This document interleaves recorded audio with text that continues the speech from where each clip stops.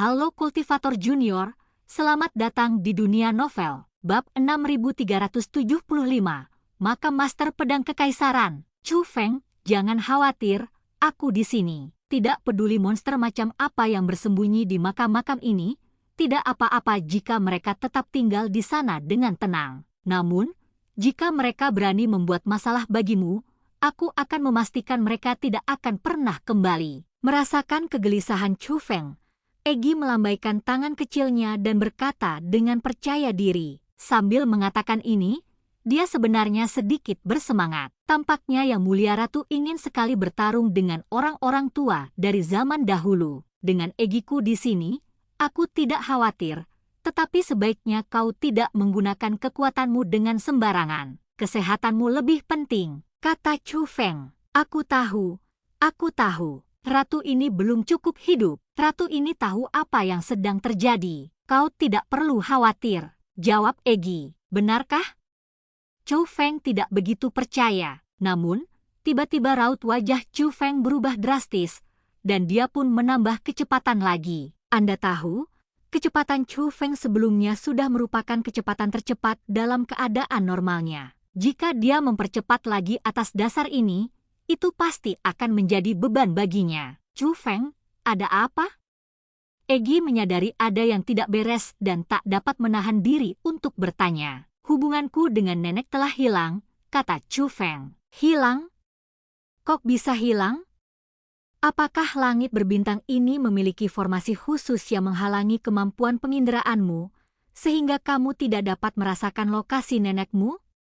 Tanya Egi. Saya tidak merasakan adanya formasi perisai khusus, dan tidak ada kekuatan khusus di langit berbintang ini. Namun, hubungan antara formasiku dan nenek benar-benar menghilang tiba-tiba dan menghilang sepenuhnya, kata Chu Feng. Chu Feng, jangan terlalu khawatir. Nenek sangat kuat, dia pasti baik-baik saja. Mungkin ada formasi perisai di tempat nenek?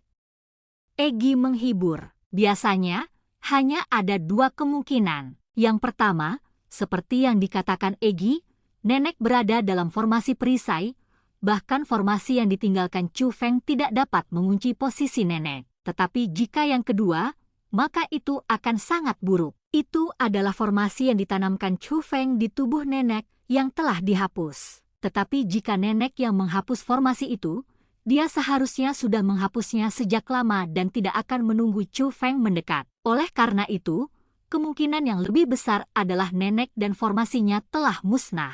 Chu Feng juga khawatir tentang ini. Untungnya, Chu Feng selalu ingat lokasi itu sebelum dia kehilangan kontak dengan neneknya. Ketika dia mendekat, Chu Feng menemukan bahwa tempat di mana neneknya menghilang sebelumnya adalah sebuah kuburan. Makam ini merupakan salah satu makam terkecil yang pernah dilihat Chu Feng sepanjang perjalanannya. Namun dari penampilannya, ia sebanding dengan dunianya sendiri. Kalau tidak dibandingkan dengan makam-makam lain, hanya melihatnya saja, sungguh luar biasa megah dan mengejutkan. Tidak hanya ukurannya yang besar, konstruksinya juga sangat megah dan memancarkan cahaya redup. Yang paling penting adalah batu nisan ini tidak kosong, ada kata-kata di atasnya. Makam kuno sebagian besar terdiri dari batu nisan. Dari kejauhan, kebanyakan orang tidak dapat melihat keseluruhan makam, tetapi mereka dapat melihat dengan jelas batu nisan yang besar. Oleh karena itu, meski dari jarak jauh, huruf pada batu nisan itu paling menarik perhatian. Makam Master Pedang Roh Kekaisaran. Ada sebuah nama di batu nisan ini. Apakah itu berarti sesuatu?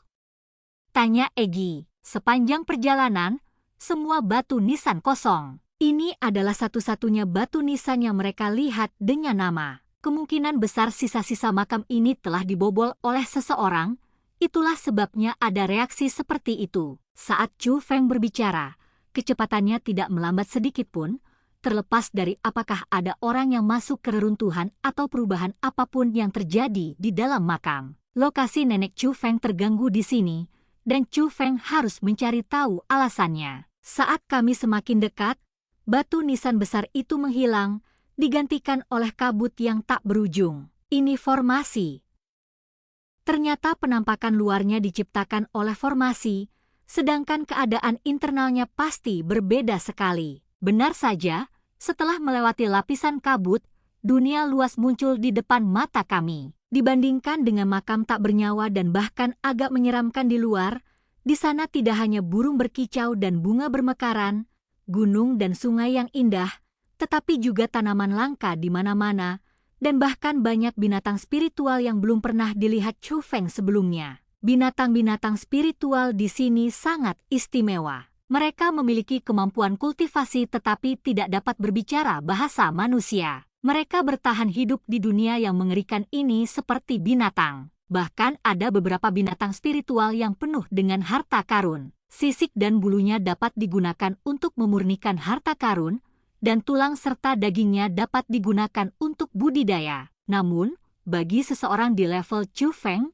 itu tidak terlalu membantu. Posisi nenek tampak sangat samar. Chu Feng menghela napas lega. Meskipun dia tahu neneknya sangat berkuasa, neneknya pernah memutuskan kontak dengannya sebelumnya, jadi bohong kalau dia bilang tidak khawatir. Dan munculnya posisi ini sekarang berarti kemungkinan besar neneknya benar-benar berada dalam formasi perisai. Agar tidak menimbulkan masalah yang tidak perlu, Chu Feng selalu menyembunyikan sosoknya, dan bahkan memperkuat formasi tersembunyi setelah masuk ke sini. Saat dia masuk lebih dalam, Chu Feng melihat sosok yang dikenalnya. Istana Pedang Surgawi. Sekelompok orang dari Istana Pedang Surgawi menangkap binatang buas spiritual di sini, mungkin untuk menggunakannya agar keturunan sekte dapat berlatih. Namun Chu Feng merasa bahwa orang-orang dari Istana Suci Pedang Surgawi datang ke sini bukan hanya untuk menangkap binatang-binatang roh ini. Semakin dalam kami masuk, semakin banyak pula orang-orang dari Istana Pedang Surgawi yang Chu Feng lihat. Ada yang menangkap binatang spiritual, ada yang memetik tumbuhan, dan ada pula yang mengamati dan mencari. Banyak sekali orang yang datang. Mungkinkah mereka yang membuka makam ini? Tanya Egi. Itu sangat mungkin, kata Chu Feng. Istana Pedang Surgawi sungguh kuat, seru Egi. Jika mereka benar-benar membukanya, itu memang memiliki beberapa kemampuan, kata Chu Feng. Setelah berjalan agak jauh, kabut aneh muncul di kejauhan. Kabut menutupi langit dan membentuk tembok, menghalangi dunia ini. Itu bukan sekedar kabut biasa. Ia mengeluarkan bau bahaya yang kuat, seperti sebuah peringatan. Dan suara-suara aneh terus keluar darinya. Itu bukan jeritan, tetapi lebih seperti suara paku yang menggaruk tembok, yang sangat keras dan membuat orang merasa ngeri. Namun kebetulan saja nenek Chu Feng ada di dalam kabut. Hei, aku melihat seseorang yang kukenal. Seru Egi. Ternyata sebuah alun-alun megah muncul di depan kabut. Tepatnya, itu adalah sebuah altar dengan formasi di sekelilingnya. Namun formasi itu hancur. Sejumlah besar orang berkumpul di altar, mereka semua dari Istana Pedang Surgawi. Di antaranya adalah Tianjian Chanhua yang tersisa. Sepertinya mereka benar-benar membukanya. Jika sebelumnya dia tidak yakin, sekarang Chu Feng bisa yakin bahwa disinilah Istana Suci Pedang Surgawi dibuka. Formasi yang mengelilingi altar itu luar biasa dan sangat sulit dipatahkan. Dan altar itu juga merupakan semacam formasi warisan.